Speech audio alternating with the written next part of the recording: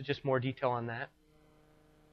Now I want to switch gears a little bit. You're going to see over the next couple days how our platforms are changing to what our customers are using those platforms today. So many of us recognize the beige box. We probably have some of them in our closets. Might even have still some of them on our desks. So that product is changing and being morphed into 4 segments. An enthusiast segment, a business segment, a lifestyle, and net top. I'm not going to spend a lot of time on this slide. You're going to hear this information from the guys that know this stuff better than I do over the next couple days. But what I did was I said, okay, looking at these 4 areas, what is important to them from a memory perspective? Let's see if I got this build right. There it goes. So from an enthusiast standpoint, it should be pretty obvious. Performance. I like to use the term yuppie gamer.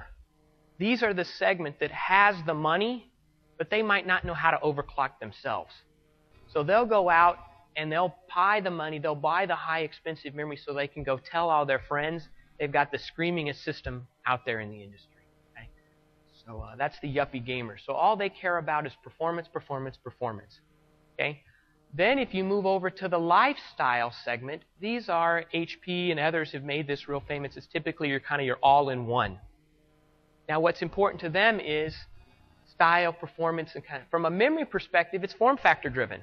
How can I get my memory into that platform and fit the requirements that the customers are looking for? And they're doing that with an SODIMM. So you're going to see more and more SODIMM volumes increase, and you're going to see more and more small outline DIMM, I should be more specific, in these types of platforms. And if you look at it, it makes sense. This is the platform itself. There's not a lot of room. So if I can put a small mobile type module into that form factor, I can meet the customer requirements. So you're going to see more and more SODIMMs in this environment. From a business standpoint, stability and reliability are key there. They want to know that they're going to get a proven technology. They want to know that that technology is going to be around for a number of years. And they want to know they're getting it from a reputable company so that you can stand behind that product. And then the last area is the net top. This is a big growth area, as you can see. I'm using the politically correct terms, volume opportunity. They're cheap. Okay? They want to find a memory module that's going to meet their needs for the next couple of years, but at the same time, it counterweighs with, hey, I only have $20 budget or $10 budget for the memory that goes in the system. So what can I use in these types of environments? Now switching gears to what's important from the server standpoint. So our customers in the server environment care about total cost of ownership. You're going to hear that a lot over the next couple days. They want to know that they're going to be able to get a platform that's not only going to meet their needs, but it's going to stay in their power envelope. Okay? So what we've tried to do is we've tried to be flexible to provide a system that's going to meet our customer needs. So in our very high-end space, mission critical, which is the Itanium, typically 8-ways type space, we're doing that and migrating over to a registered DIMM. This will be 800 speed maximum. And we'll use the buffer on board concept. So the customer will have the capability of not burdening each DIMM with a buffer. They'll put the buffer on the motherboard or on a riser card, and it's a 4-to-1 ratio. So one buffer will support 2 channels and then 2 DIMMs off of that. Okay? Intel is the company that's making that buffer. We're making it readily available to the OEMs and ODMs so that it can be implemented for them. So that's both in the mission critical and the EX space. So it will use a standard registered DIMM, industry standard registered DIMM behind that buffer. If you move down into the EP space, we started shipping the Tylersburg. Many of you are familiar with the Tylersburg EP product, supporting both a registered DIMM and an unbuffered ECC. So from a customer perspective, depending on what their needs and applications are, if they can get by with a little bit less capacity and they want to save some money, they can put a UDIMM ECC module in that server platform and feel comfortable it's going to meet a lot of their needs. If they have needs for higher capacity, then they're probably going to want to make the jump to a registered DIMM. So we have the flexibility there. And same thing in our entry space. As I mentioned earlier, we'll refresh that platform. We talked about the tick-tock model. So the Tylersburg platform that we're shipping today is socket compatible with the next generation product that comes out early next year. So you'll be able to pull that product out. You heard it this morning, Westmere, and you're going to be able to put the Westmere CPU in there. Westmere gets us to 32 nanometer, but it also gets us to lower power. So this platform here is where we'll support 1.35 registered games. Now, what's going on in mobile? So mobile's really has two markets that are really taking off. You've got your netbooks that came out in 2008 and is really moving fast. Then you have your traditional notebooks, but these are used in a lot of different areas. So from a memory perspective, what's important to each of these is, in this one, it's price focus. So they're going to stay on the DDR2 platform for another year or so. In the case of the mobile platform, performance, headroom, power, that just says DDR3. So you're seeing all of those platforms, and they're happening now, are migrating to a DDR3 only platform. And those will continue to do that going forward. So more for the entry space, staying on DDR2. Price driven, over here because of the performance, power, and the headroom requirements, you're seeing that migrate to DDR3. Next thing that we wanted to do was, on DDR2, there was the capabilities to really push the envelope and get maximum performance from your platform. Not only from a memory perspective, but from a clocking standpoint and a CPU standpoint. It was called EPP. We wanted to take that same concept and migrate it over to DDR3. So you could have the same capabilities that you had in DDR2. We wanted to allow you and your customers the same capabilities when you went to DDR3. So we came out with that specification, XMP, which stands for Extreme Memory Profile.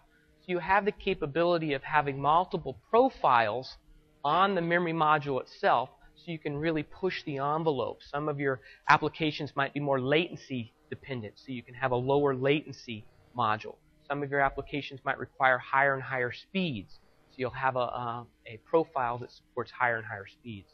What we've done is we've tried to enable the industry to do this, a lot of it on their own.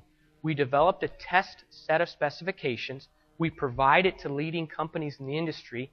They go purchase these motherboards. Asus has got a motherboard, Gigabyte's got a motherboard, MSI, a lot of the key ODMs have boards.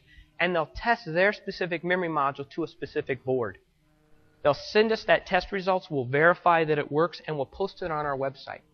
So again, now you can get down to the motherboard level, so you'll be able to see a specific motherboard and what memory modules have been tested to that motherboard. And it's on our public website. More and more customers are replacing their desktop systems with mobile systems. So about a year ago, we said, hey, if we are going to offer this capabilities in desktop, we need to offer these same capabilities in the mobile environment. So we've now added the capabilities of pushing the envelope in mobile also. Those products will start shipping shortly. Again, these are just a sampling of the companies that are working with us on here. It's a list of them, and here's the website if you want to find out more information. Again, also see me afterwards if you have modules or are interested in more information on this. My last slide, and I think I'm pretty close to on time, talks about performance. What we wanted to do was, I asked the Performance Lab, they used the platform that started shipping in December. Bloomfield was the platform. I said, hey, what I want to do is I'm talking to the industry about memory. I'm not talking to them about CPUs or chipsets. So what I want to do is I want to look at some workloads that are memory specific, but I'm not going to change anything else in the platform except the memory. So I'm going to keep everything else in the platform consistent. So if you can see here, I'm using the Bloomfield chipset and CPU, which came out towards the end of last year. That is always the same. I'm using the same Asus motherboard. Okay? And then I'm using the same hard drive and the graphics cards. All of these variables have been kept the same. But what I did was I underlined what we changed. So this is kind of the baseline. Here's DDR3 800 with a cache latency of 555. Now I jumped up here and I went to 1066, and then I made a jump up here to 1333. So again, I'm not going to go line by line. These were two, we used a spec rate here, we used Sandra here, and then we used a power director here. So we did 3 different workloads. The top 2 we used was floating point, and then where did they go? Okay. Yeah, we used integer and floating point on these 2, and then we integer and floating point here. So you can see you get quite a bit of bump going from 800 to 1066, and then again another big bump going to 1333. All I did was change the memory that was used on those platforms. Okay. So I'm going to go ahead and turn it over to Sylvie, and she'll hit the Samsung piece. Thank you.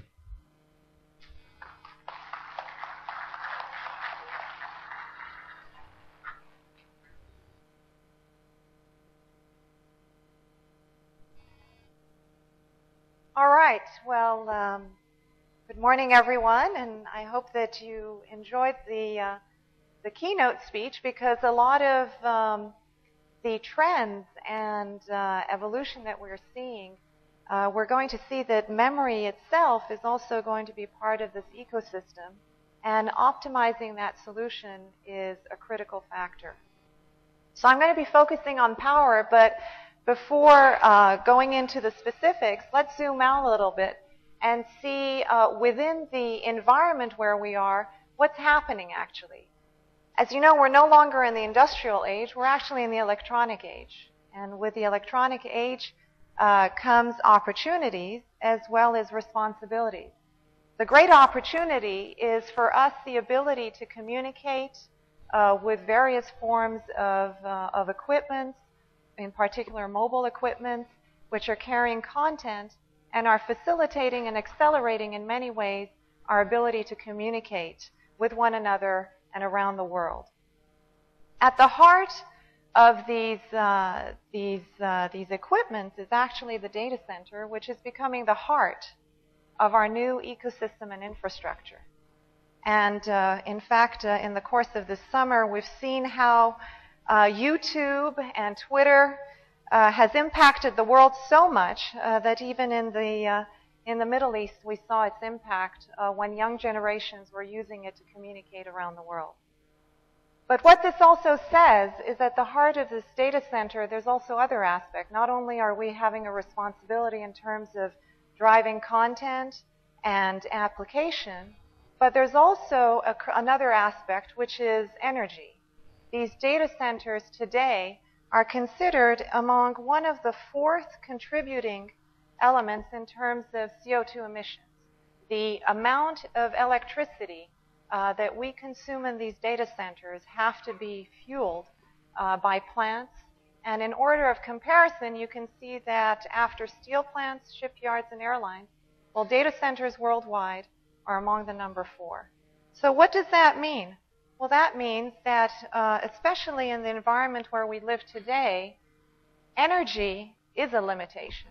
And it's going to be continuing to be a limitation in the years to come. And so we all have a duty and a responsibility to address that from all angles, from the component level, and therefore from the hardware level, as well as from the software level. It's kind of ironical that on the West Coast we're going to be talking in particular in the days to come about efficiency, power consumption, and the need to reduce power in our products. And on the East Coast today, we have world leaders that are looking at energy and energy conservation. And so the East meets the West, and it's time for all of us to take a closer look at it. Whoops. Some of you may have already seen this, but from a governmental perspective, the EPA, the Environmental Protection Agency, had already submitted a report in 2007 which was talking about the astronomical growth in terms of annual electricity consumption in data centers in the years to come. In fact, their forecast was that between 2006 and 2008, that we were going to build enterprise solutions that would dramatically reduce the power consumptions of these equipments. But I think that some of this, we must say, has shifted into this new time frame, which is 2009 to beyond. And as Intel this year, for example, announced their recent platforms and talked not only about return of investment, but particularly about the TCO benefits. If you combine those platforms as well as the peripherals and the memory that supports it, we believe that actually this dip is most probably happening in the 2009-2010 timeframe. But what this also says is that with these changes, there's going to be new architectures, a growing need for virtualization, and also reconsidering the role of memory and storage, and in particular looking at brand new architectures.